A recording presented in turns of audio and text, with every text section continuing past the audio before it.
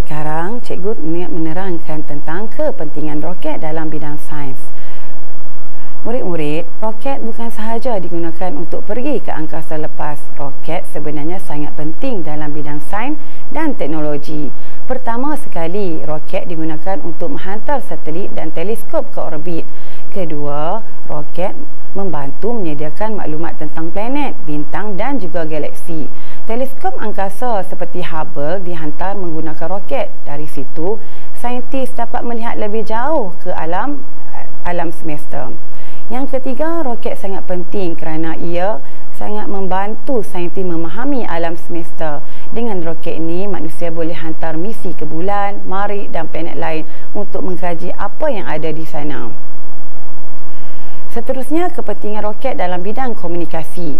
Roket menghantar satelit ke orbit dan sekaligus ia membantu kita boleh menggunakan internet, siaran TV dan juga menggunakan telefon mudah alih.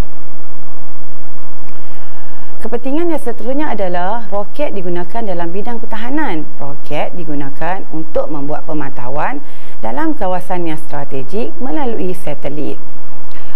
Dan seterusnya, roket digunakan untuk menghantar satelit cuaca ke angkasa untuk membuat ramalan cuaca dan memantau perubahan iklim dan bencana alam. Dari sini kita dapat mengetahui keadaan cuaca ataupun ramalan cuaca yang tepat. Yang terakhir, roket penting untuk membolehkan sistem GPS dan navigasi berfungsi. Contohnya kita menggunakan Waze ataupun Google Map. Oleh itu, kita dapat membantu sistem penghantaran dan kecemasan dengan lebih cepat.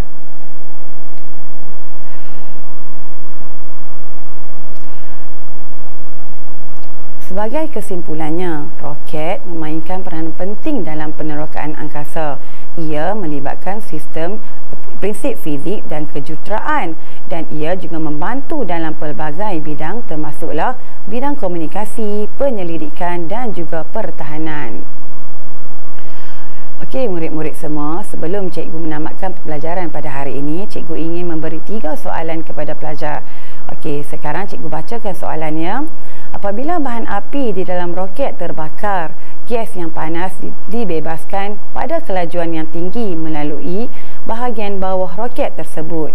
Pembebasan gas ini menghasilkan daya yang menolak roket ke atas. Soalan yang pertama, daripada maklumat dalam rajah di atas, nyatakan bahan api roket.